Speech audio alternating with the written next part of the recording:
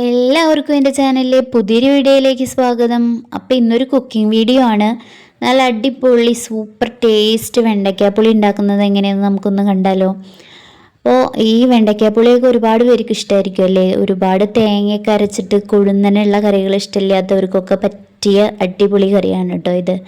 അപ്പോൾ അതിന് വേണ്ടിയിട്ട് ആദ്യം കുറച്ച് വെണ്ടയ്ക്ക അരിഞ്ഞെടുക്കുന്നുണ്ട്. വെണ്ടയ്ക്ക നമുക്ക് എത്രത്തോളം കറി വേണോ അതിന് ആവശ്യത്തിനായിട്ടുള്ള വെണ്ടയ്ക്ക അരിഞ്ഞെടുക്കുക. അതുപോലെ തന്നെ അതിലേക്ക് കുറച്ച് ചുവന്ന ഉള്ളി, വെളുത്തുള്ളി ഇതൊക്കെ ആവശ്യമുണ്ട്. അപ്പോൾ അതൊക്കെ നമ്മളൊന്ന് ആദ്യം തന്നെ നേരെയാക്കിയിട്ട് വെക്കാം. പിന്നെ വെണ്ടയ്ക്ക എന്നൊക്കെ പറഞ്ഞിട്ടുണ്ടെങ്കിൽ പുളിയുടെ ടേസ്റ്റ് ഇഷ്ടമുള്ളവർക്കൊക്കെ കൂടുതൽ ഇഷ്ടപ്പെടുന്നതാണ് ഈ വെണ്ടയ്ക്ക പുളിയൊക്കെ അല്ലേ. അതുപോലെ തന്നെ നമ്മളതിലേക്ക് കുറച്ച് തക്കാളി ഇടണം. അപ്പോൾ തക്കാളി അതൊക്കെ അരിഞ്ഞ് സെറ്റാക്കി ഞാൻ ഇവിടെ വെച്ചിട്ടുണ്ട്. പിന്നെ ഇതിലേക്ക് ചേർക്കുന്ന പൊടികൾ മുളക് പൊടി, മഞ്ഞൾപ്പൊടി, മല്ലിപ്പൊടി പിന്നെ നിർബന്ധമില്ല കേട്ടോ, നമുക്ക് ആവശ്യമുണ്ടെങ്കിൽ ഇടാം. അതുപോലെ അതിലേക്ക് വേണ്ടിയുള്ള കടുക്, ഉലുവ അതൊക്കെ ഞാനിവിടെ ഇങ്ങനെ എടുത്ത് റെഡിയാക്കി വെച്ചിട്ടുണ്ട് കേട്ടോ.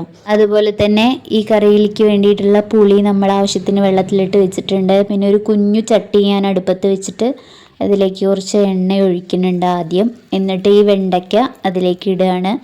വെണ്ടയ്ക്കേനെ നന്നായിട്ടൊന്ന് വാട്ടുക. കൂടുതൽ വാടുന്നതിന് മുന്നേ നമുക്ക് ചുവന്ന ഉള്ളിയും വെളുത്തുള്ളിയും ഒക്കെ ഇട്ട് കൊടുക്കാം കേട്ടോ. എന്നിട്ടത് മൂന്നും കൂടിയിട്ട് ഒന്ന് നന്നായി വഴറ്റി ശരിയാക്കി വെക്കാം. അപ്പം നമ്മൾ കുറഞ്ഞ ചൂടിൽ വെച്ചിട്ട് ചെയ്താൽ മതി, പെട്ടെന്ന് കരിയണ്ട. അപ്പോൾ നന്നായി വാടി കിട്ടിയാൽ മതി. അപ്പോൾ അതിലേക്ക് പിന്നെ ഞാൻ ചുവന്ന ഉള്ളിയും വെളുത്തുള്ളിയൊക്കെ ഇട്ട് കൊടുത്തു. അപ്പോൾ അത് നന്നായിട്ടൊന്ന് വഴണ്ട് വന്നിട്ടുണ്ട്. അതിലേക്ക് പിന്നെ ഈ പൊടികൾ ഇട്ടിട്ടൊന്ന് വെറുതെ ഒന്ന് ചൂടാക്കുന്നുണ്ട് കേട്ടോ, കൂടുതൽ കരിയാൻ പാടില്ല. എന്നിട്ട് അതിലേക്ക് പുളിവെള്ളം ഒഴിച്ച് കൊടുക്കുകയാണ് കേട്ടോ ചെയ്യുന്നത്. ആവശ്യത്തിനുള്ള പുളി ഒഴിക്കുക. എന്നിട്ട് പിന്നെ പോരെങ്കിൽ നമുക്ക് കൂടുതൽ ഒഴിക്കുക. അതുപോലെ തന്നെ അതിലേക്ക് വേണ്ട വെള്ളം ആദ്യം കുറച്ച് നമ്മൾ എല്ലാ കറികളിലേക്കും കുറച്ച് വെള്ളം ഒഴിക്കുക. എന്നിട്ട് നമുക്കത് കുറുകി വരുമ്പോൾ കുറച്ചും കൂടി വെള്ളം ആവശ്യമാണെന്ന് തോന്നുമ്പോൾ നമ്മൾ കൂടുതൽ വെള്ളം ഒഴിക്കുന്നതാണ് നല്ലത്. അതുപോലെ തന്നെ ഞാൻ തക്കാളി ഇട്ട് കൊടുത്തു, ആവശ്യത്തിന് ഉപ്പ് ഇട്ട് കൊടുത്തു. ഉപ്പും വെള്ളമൊക്കെ നമ്മൾ ശ്രദ്ധിച്ചിട്ട് വേണം കറികളിൽ ചേർക്കാൻ. അതൊക്കെ കൂടി കഴിഞ്ഞിട്ടുണ്ടെങ്കിൽ കറിയുടെയൊക്കെ ടേസ്റ്റ് അങ്ങോട്ട് പോകും.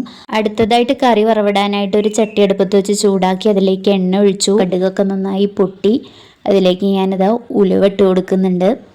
അതുപോലെ തന്നെ നമ്മുടെ വേപ്പിൻ്റെ ഇല ഇട്ട് കൊടുക്കുന്നുണ്ട്. എന്നിട്ട് നമ്മുടെ അടിപൊളി വെണ്ടയ്ക്കാപ്പുളിയിലേക്ക് ഒഴിച്ചു കൊടുത്തു.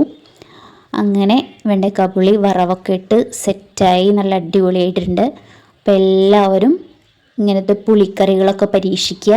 എൻ്റെ ഈ ഒരു ചെറിയ കുക്കിംഗ് വീഡിയോ നിങ്ങൾക്ക് ഇഷ്ടപ്പെട്ടിട്ടുണ്ടെങ്കിൽ തീർച്ചയായിട്ടും ലൈക്ക് ചെയ്യാൻ മറക്കാതിരിക്കുക.